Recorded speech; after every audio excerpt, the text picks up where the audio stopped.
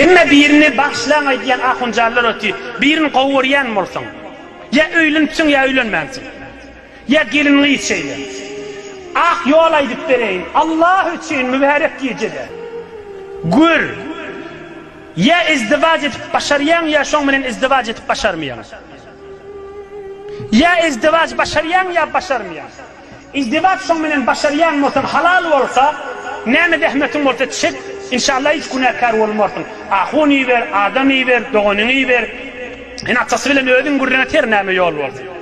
İmme izdivac edip başarmayan olsan, günün güymeme ket şomuğu, tarafın yüzüne kalma. Şu oğlan yakinin yüzüne kalma. Yüzüne kalma. Yüzüne kalma. Eğer son yüzüne kalsan, anırsı 1 yıl, anırsı 2 yıl, anırsı 5 yıl, anırsı 10 yıl birine lanet aytıp durun düşman olur. Nahilli Allah şey diyedi.